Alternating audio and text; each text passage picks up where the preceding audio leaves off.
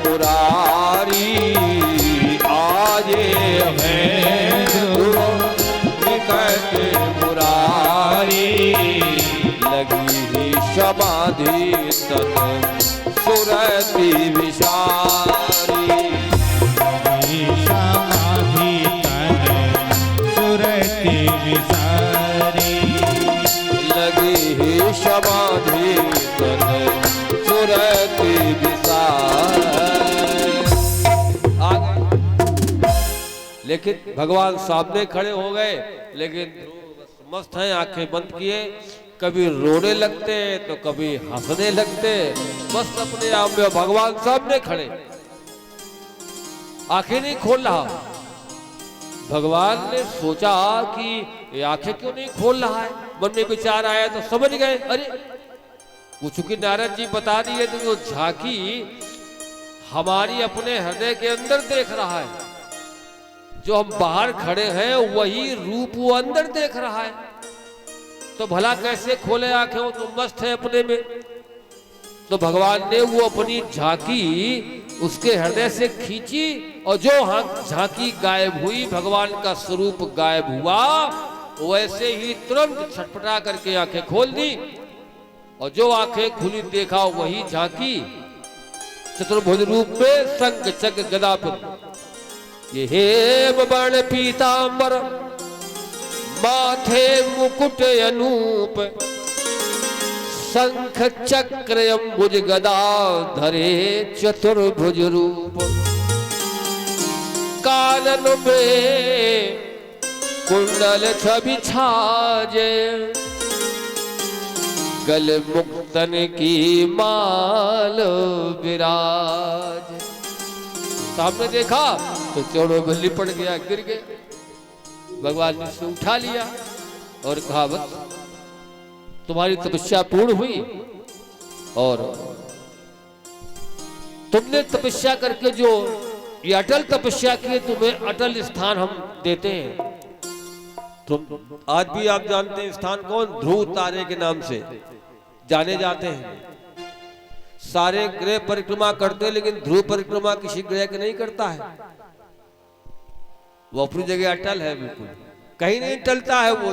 ये भगवान की कृपा है, भगवत कृपा, भगवत का प्रसाद है भगवान का, वो कहीं नहीं टलता, अटल है बिल्कुल। ध्रुव मतलब ही क्या होता, ध्रुव सत्य, अटल, ध्रुव माने सत्य नहीं का बात हमारी ध्रुव मानो, बिल्कुल हमने जो कह दिया तो ये ध्रुव है, सत्य है, अटल है, न टलने वाला। लेकिन हला आज वो भावना नहीं रही है, राज करने की भावना नहीं, भगवान मिल गए। लेकिन भगवान को पता है जब ये वहां से तपस्या करने के लिए चला था तब मन में भाव था कि लो ठीक है मारो ताना मौसी हमें, लेकिन भगवान मिलेंगे और हम तपस्या वरदान लेंगे, तपस्या में सिद्ध होंगे, लौट करके आएंगे तो इतनी बड़ी राज करेंगे जो कभी कोई न कर पाया हो, न पहले न बाद में। तो वो भाव था। भगवान ने कहा जाओ वो तो स्थान बाद में देंगे, वो तो तुम्हारा सुनिश्चित हो गया स्थान, लेकिन ओके पहले तुम घरे जाओ, इसके पहले घर जाओ और घर जाके पहले तुम राज करो। बोले राज, बोले हाँ हाँ कितनी राज, बोले खड़ 63 सहस्त्रम, खड़ 63 अर्थात 36,000 वर्ष तक, सहस्त्र हजार 36,000 वर्ष तक तुम राज करो। ध्रुव ने लंबी सांस ली, क्यों जानते, तब से राज और राज से फिर नरक है। प्रभु ये आपने क्या किया, भगवान ने कहा नहीं चिंतन हमारा करते रहना, हमारा ध्यान रखना, कुछ गड़बड़ नहीं होगा, तुम निष्कंटक राज करो। लेकिन अगर हम चाहे तो तुमको सीधा ऐसे ही भेज दे तुम्हारे स्थान पर जो हमने तुम्हें दिया है, लेकिन जानते हो समाज में इसका संदेश क्या मिलेगा, कौन जानेगा कि तुमने तपस्या में सिद्धि पाली है, कोई नहीं जानेगा। लोग कहे, अगर कोई कहेगा भी समझदार व्यक्ति तो लोग कहे अगर ये खा गया होगा कोई भेड़िया जानवर है, झूठी कहानी गढ़ रहे हो मन गढ़न, है ना, ऐसा लोग कहेंगे। तो हम तो ये चाहते हैं कि लोग जाने देखें, इसलिए हम चाहते हैं ये हम चाहते हैं कि लोग समझें कि ताते चली पुणे राज करी जय।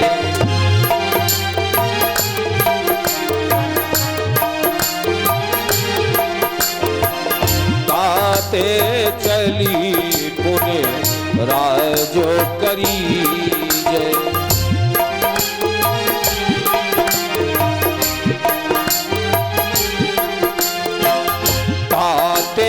चली पुण्य राज करी जय। राजी करी इतनी 3600 साहस बरसी लो। 36 बरस साहस बसुली।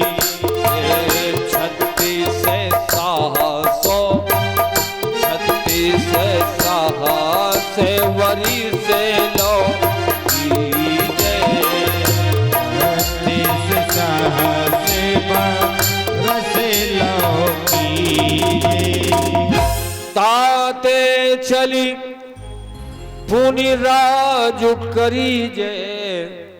36 साहस बरस लोगी जय।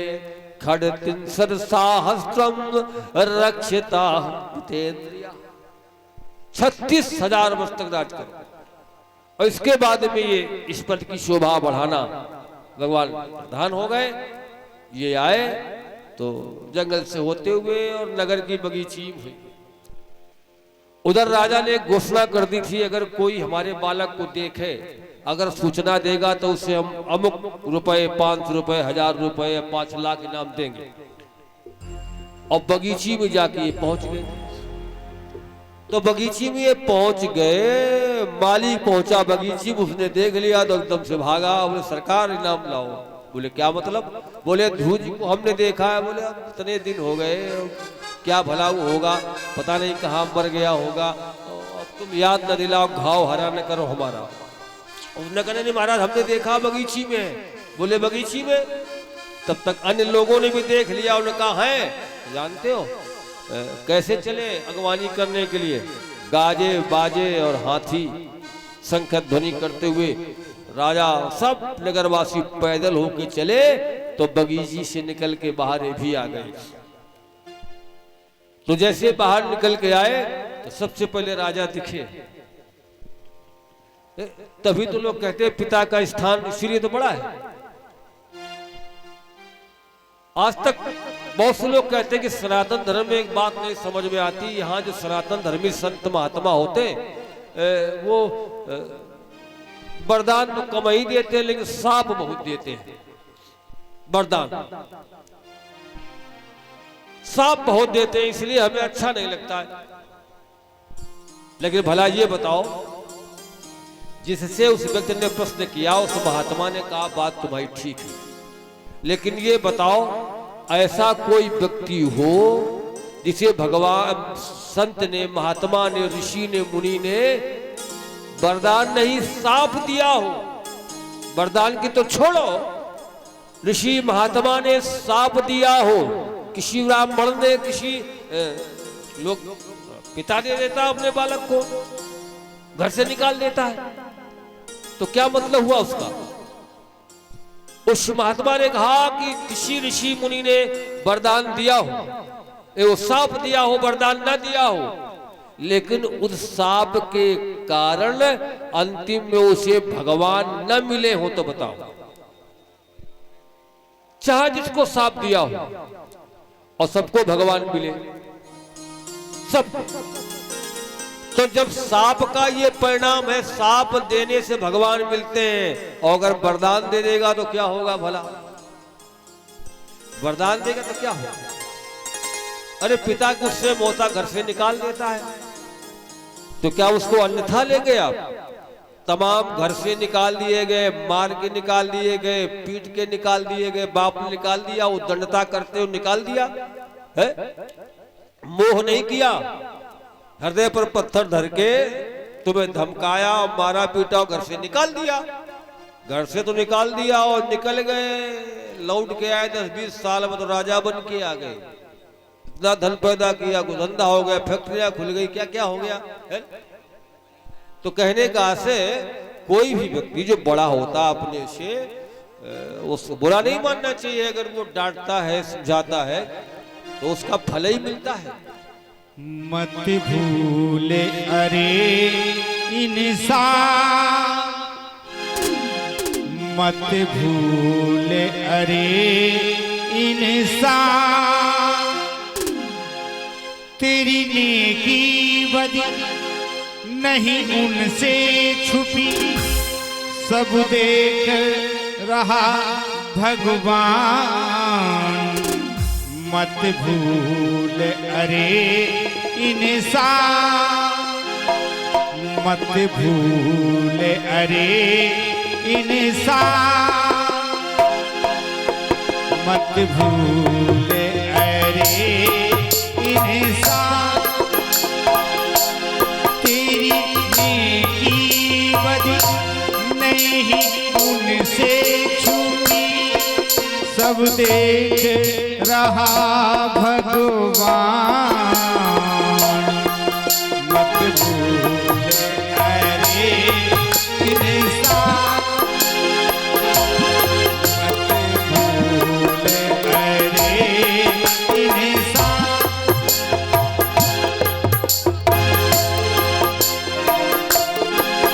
मत भूल अरे इंसान, तेरी नेकी बदी नहीं उनसे छुपी, सब देख रहा भगवान। मत भूल अरे इंसान, क्योंकि है ये जिसने बनाया मिटाए वही, है ये जिसने, है ये जिसने बनाया मिटाए वही, खेले जीवन मरण के खिलाए वही, डाले माटी के पुतले में जान, डाले माटी के पुतले में जान। मत भूल